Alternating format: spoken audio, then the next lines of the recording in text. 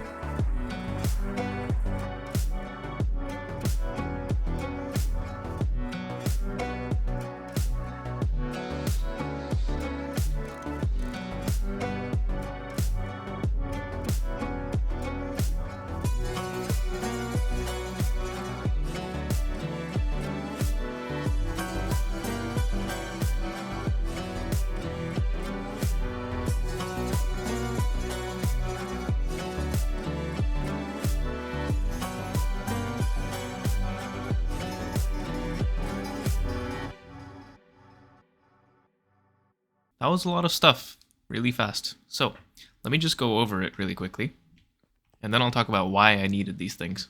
I moved the smeltery, and I put an enderman in there.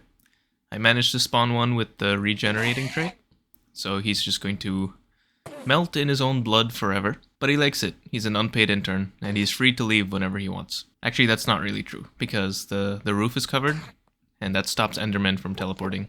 And also the name tag that I placed on him, unpaid intern, that stops him from despawning. So what I have here now is he bleeds, and then there's a faucet with a redstone clock to trigger it. You pour the liquid ender into a pan cast, and then that solidifies and then goes into a drawer or a barrel. And then this lever on the clock is to stop the pouring, because actually he doesn't bleed fast enough to have it just be pouring all the time. So I do have to let it build up and then drain it and then build up. But that's fine. Eventually I'll hire a second Enderman and all will be well. We did polyethylene, and for that I made this shitty little tower. And in this tower I have a basic pump, pumping oil with some mining pipes, and a battery buffer to power it. This only consumes power when it's pumping, and it doesn't pump if the tanks are full, which they are right now. So this won't last that long. As you can see, it's already quite far down. I can't even see the end. I don't know if that's darkness or if that's where the oil is, but this lasts a while, but not nearly as long as we're going to need, so we will have to move this eventually. From the oil, you can process it into refinery gas, and then that you can process further to get ethylene, which you can process again to get polyethylene. I needed the polyethylene to make the sifting machine, which is up next. And from the sifting machine, we can get flawless emeralds, and emerald ore you can find in the nether. Polyethylene is also used to make the logistics request table. The ender pearls are for making MV emitters, and the flawless emeralds are for making MV sensors. And these are used in making the crafting modules, which we will need a lot of. So I'm going to spend some time making a bunch of circuits, a bunch of parts, and once I have a bunch of logistics pipes parts, we can put it together and then start automating some stuff. Hello, I'm in the middle of crafting up parts for logistics pipes, and I've discovered I need an MV forming press, and I need an MV precision laser engraver, and I need one of these lenses. And these are going to be our first MV machines, so I also need to transform from low voltage to medium voltage. So I'm making a transformer right now, and I'm also going to make those two machines really quick.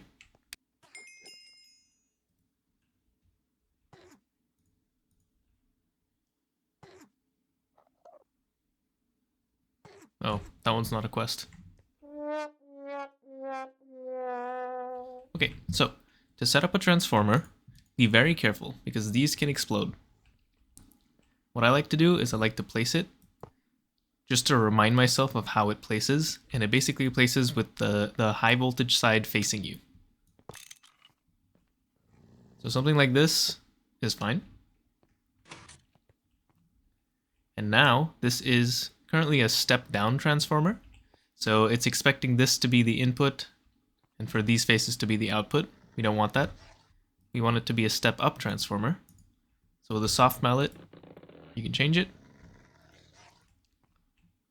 Now this is the output side, these are the input sides. And now we can connect this with the wire cutters, and if everything blows up, then HamCorp is shutting down. HamCorp lives to see another day. And on this side, the output side, we can do the same thing. Make sure to use an MV cable, like the copper cable or the annealed copper cable. And we can connect it. This is 1 amp, but whatever, that's fine. This is temporary, obviously, like most things in here. And now we can connect the MV machines to this. And because we have 4 steam turbines, this should be able to handle it. But there is some loss in the cables, so there's a chance that there might be a little bit of stuttering in any process, but I don't know. Hoping for the best. But now, we can start making parts.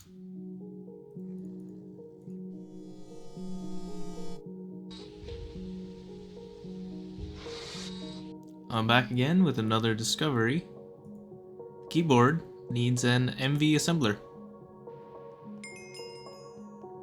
I have everything I need. First up, we have the logistics power junction. This thing stores energy, and you can feed it EU directly. So I just have, I made a steam turbine, and this is just dedicated to this power junction. And this is connected to the big steam tank, of course. From the power junction, I have a basic logistics pipe, which is required. The unrouted doesn't actually connect to the power junction, so you do need a basic. And then to that, I have the logistics request table. This has an inventory of its own, and then this whole interface. The interface is empty right now, but that's because we don't have any storage connected. To connect storage, we're going to need 2 logistics chassis Mark 1s or 1 logistics chassis Mark 2 or above. The reason is we need an item sync module and a provider module. The item sync module tells the system that it's allowed to put items inside here, and the provider module tells the system that it's allowed to pull items from it.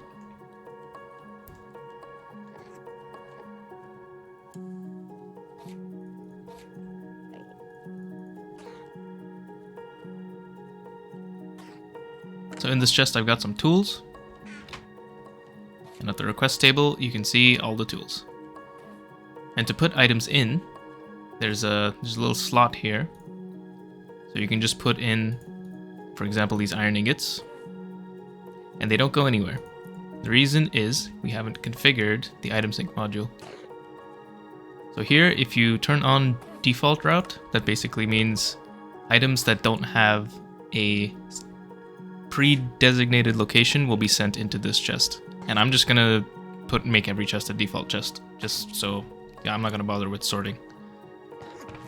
So now, if I put the iron ingots in here, they travel into the chest. Now they're physically in the chest, and we can request it at the request table. So let's say I want to get 20. You just click request, and they appear in here. I don't know why it looks dark gray. There's like some kind of visual bug with logistics pipes. All the colors kind of look wrong. Here I have a Autocrafting setup. This isn't where I'm gonna put it, obviously, but this is just to demonstrate. I have a lathe connected to power and a chest on top with a hopper feeding the lathe. The lathe is facing down and is auto outputting into the chest below.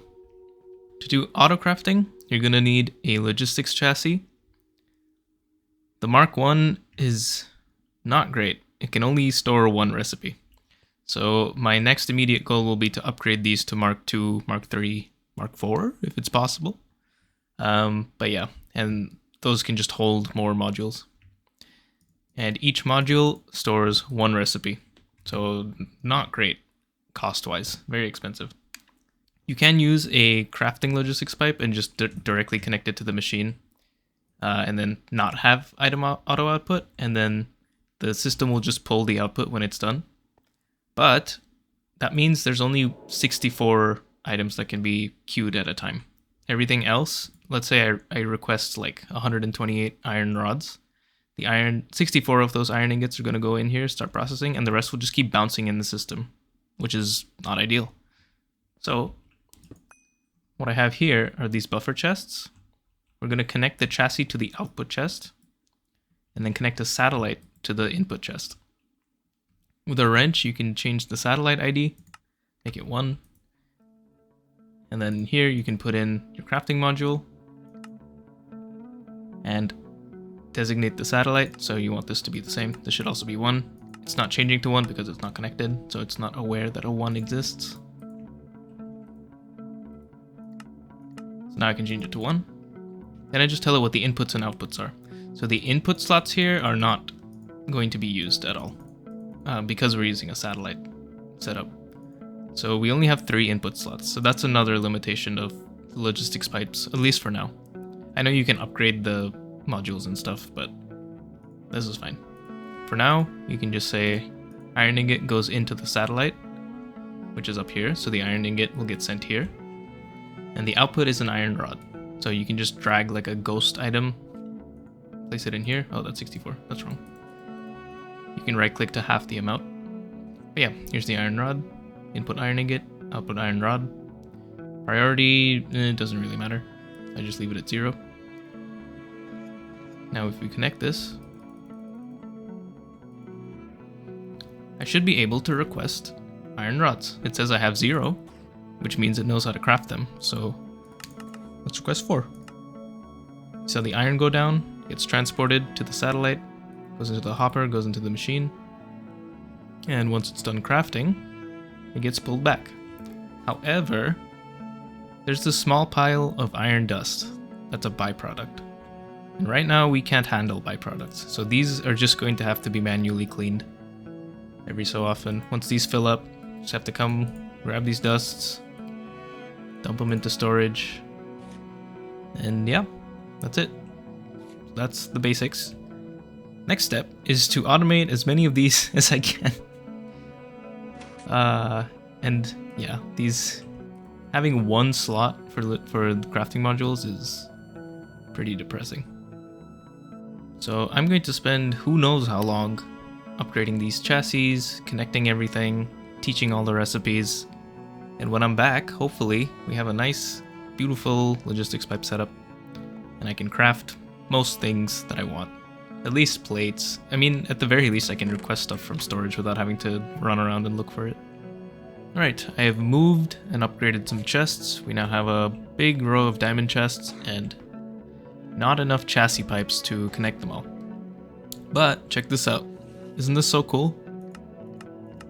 I can see all the items in all 3 of those chests that I've actually connected. I just need to make more chassis pipes, and I would like to upgrade these at least to tier 2, but I've done some looking into the chassis pipes, and I can actually get up to tier 4, or mark 4.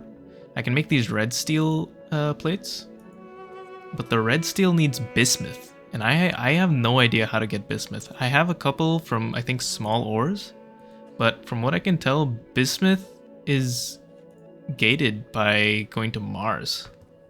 So it's pretty far away, but yeah, maybe I'm overlooking something, but I don't know. I have a little bit of bismuth, enough for 120 red steel, so that's like, what, 120 Mark IV logistics pipes, or chassis?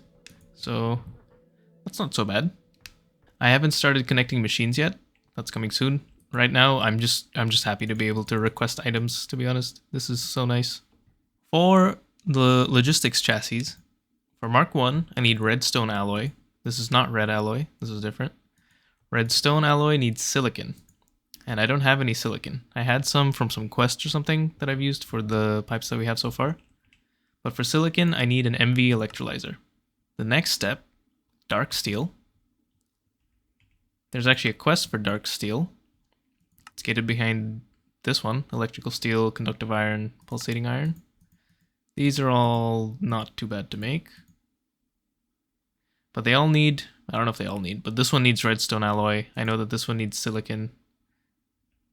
And the conductive iron, this also needs redstone alloy. Dark steel needs obsidian. Oh, it also needs electrical steel, so there you go. So I do need silicon, which basically means I need this electrolyzer. And that'll get me to dark steel. The next tier, Mark III, needs rose gold. Rose gold is not bad. You can just mix it. Gold dust and copper dust for 4 rose gold. But you can get 25% more if you use the MV mixer. Here you get 5. So I will also be making an MV mixer. And for the Mark IV, yeah, red steel, like I mentioned before. And I figured while I'm at it, maybe I'll just make a bunch of these MV machines just for progression. Because why not? I'm sure I'm going to need it soon. But you've seen me make machines before. Thank you for watching this episode of the HamCorp Training Manual. In the next episode, we will begin our research into cheaper circuit components, new alloys, and maybe some chemistry. Logistics pipes upgrades will happen over time in the background, and any major changes will be covered in future episodes. HamCorp would like to thank all the new employees that have joined the company. HamCorp would also like to tell you all to get back to work. See you next time.